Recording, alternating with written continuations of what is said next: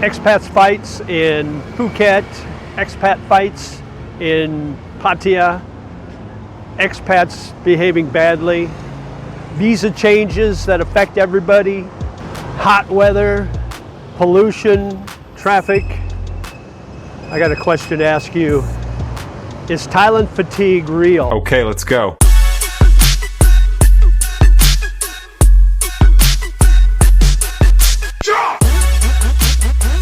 All right. Got my caramel macchiato. We're gonna sit out here and have a little conversation. I was gonna do a walk, but I think I'd rather sit down and talk about this.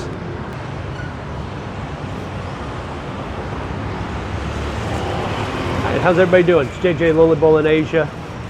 Sarah J, one of my go-to coffee places. One is they're really nice people that work here. Really nice coffee shop. A little bit on the pricey side, but that's the neighborhood that we're in. That's why. And it's convenient. It's right across the street from my condo, so that makes it nice. So one of the buzzwords that you heard all year is fatigue, especially in the West. But it seems like Thailand fatigue is kind of becoming big in the news. And I want to talk a little bit about that. What is Thailand fatigue? Well, basically it's, you hear all this stuff in social media and on the news, in the papers, you know, online, about all these changes happening in Thailand. You know, visa changes. You know, they're going to reduce the visa-free entry from 60 to 30 days. There are 3 or 4 countries that they're going to get rid of it completely, and it'll be visa on arrival. That sounds like a nice idea, except when you find out that the visa on arrival is only for 15 days. So there's that. If you're in one of those countries, then I'm sorry for your loss. But yeah, just a lot of changes. And then every day it seems like on social media you're seeing fights in Phuket, fights in Pattaya. I mean, really brutal fights, to a point where I don't even want to even think about going to Pattaya or Phuket now.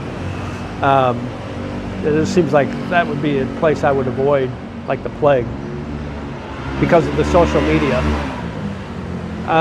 What else is going on that, you know, they're always talking about, complaining about the heat. It's hot in Thailand, it's hot in Bangkok. I will not deny that. Bangkok may be one of the hottest cities in the world, if not the hottest.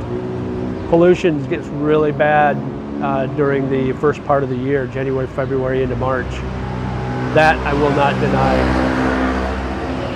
All this adds up, and I'm reading all the time in the comments on my pages, on my YouTube channel, and other YouTube channels. It's like, that's it, I'm not going to Thailand, I'm done with Thailand, you know. It seemed like the last straw that broke the camel's back was the visa changes. And you know, now there's been talk, and there's nothing official, but there's been talk about that DTV, the Destination Thai visa. They want to overhaul that, so that might not be good. But that's, right now, that's just rumors. There's nothing positive about that. Nothing that's, you know, that there's nothing that's official about that yet.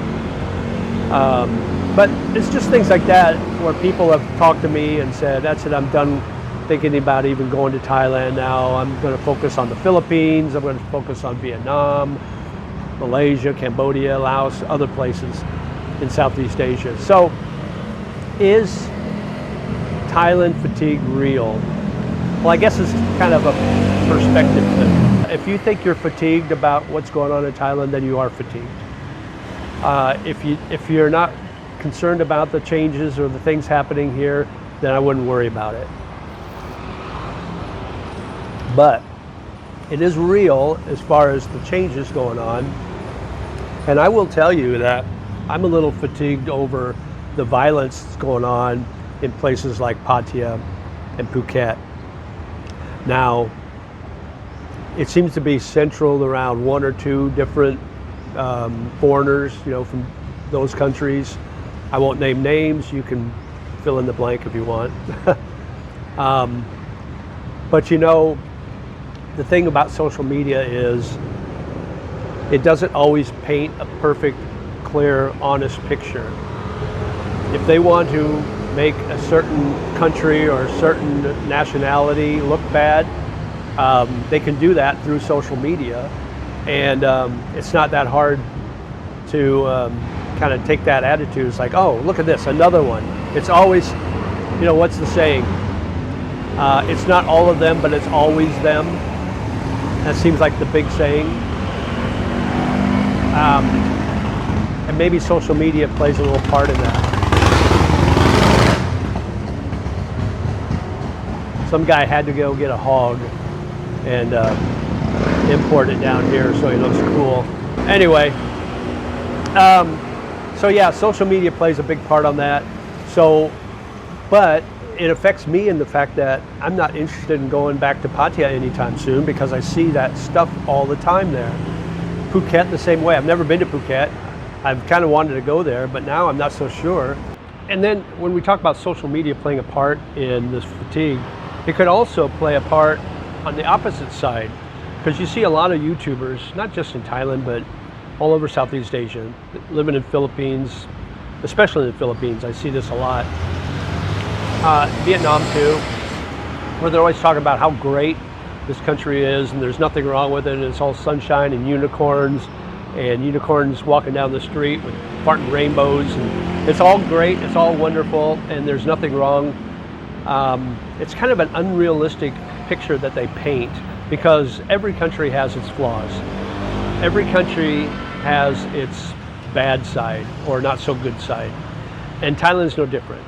So I think if people are watching some YouTubers that don't keep it real, like I try to do that, I try to keep it real, I tell you both sides, but if they watch YouTubers and talk about only the good parts, and then you come here and you realize that, hey, this guy is kind of full of shit.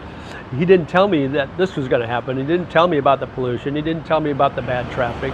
He didn't tell me about this, that, and the other thing. He sold me a bad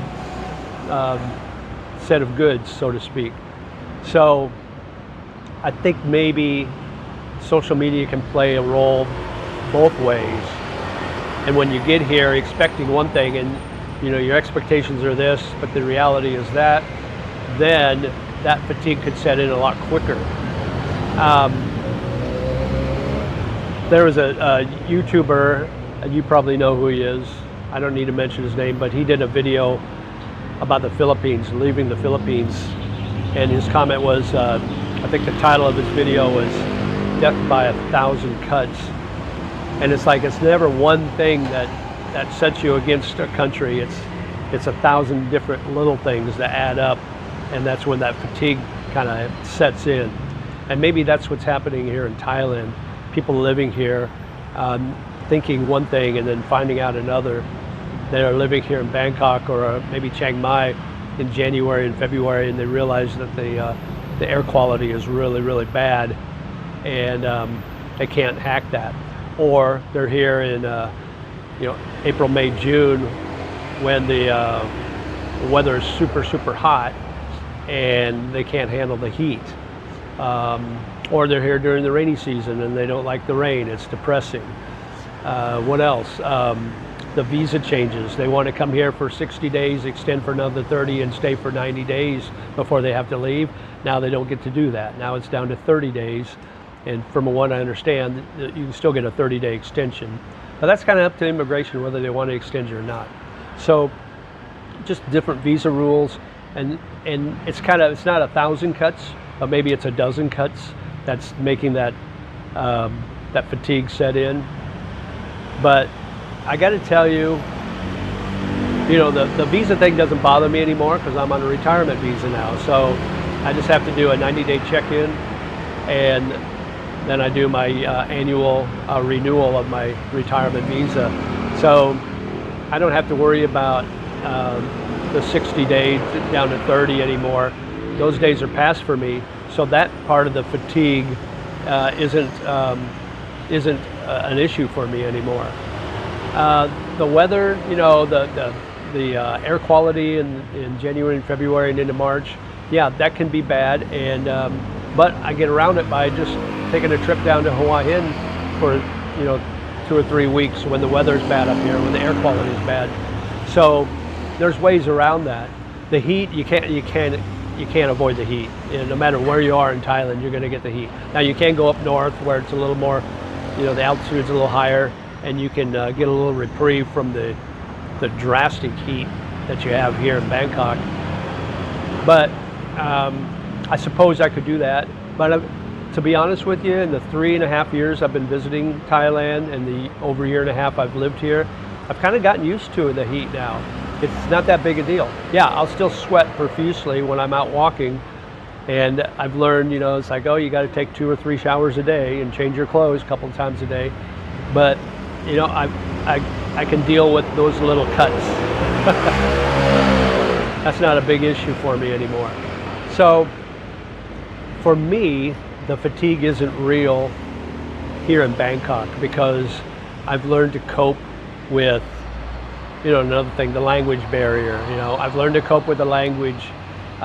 When you're living in this area where it's a higher tourist area, most Thais will speak enough English for you to be able to order. Now there's a new restaurant down the street from where I live, and I just ate there yesterday for lunch. Had a couple of friends meet me there for lunch, and it's a pasta place called Soul Eatery or Soul Coffee. Really good food, really cheap. I had a carbonara pasta and a water for like 165 baht or something like that. Super cheap, which is like $4. But nobody speaks English there. None of the waitresses, none of the help spoke English. So that was a little bit of a, luckily for me, I could speak enough Thai to get my order in. But I can see where it could be a little frustrating for a foreigner, an English-speaking foreigner, to come in and try to order something and they don't understand anything. So that can be frustrating. And when you get away from the tourist areas, you're going to run into that problem in Bangkok and all over Thailand for that matter. So yeah, that fatigue, but I've got around that because I took 8 months of Thai language school. So I'm at a point where I'm okay. I can get by with the limited Thai that I know, but I can get by and get what I need with that. So that fatigue doesn't bother me. So I've learned to roll with the changes, or roll with the punches, so to speak. The language barrier, I'm taking time. And I will continue to take Thai tutoring lessons privately too, to get my conversational Thai up to snuff. The heat, like I said, I've been able to deal with that. I've gotten kind of used to it. You just kind of got a time to time of day that you're out in the heat. You don't want to be out between 11 o'clock and 5 o'clock in the afternoon. That's the hottest time of the day. So if you can avoid those times, do it.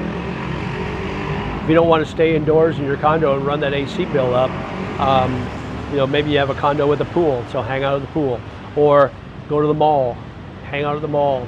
Go to a pub with your friends and spend a couple hours there, during the hot time of the year, of the day.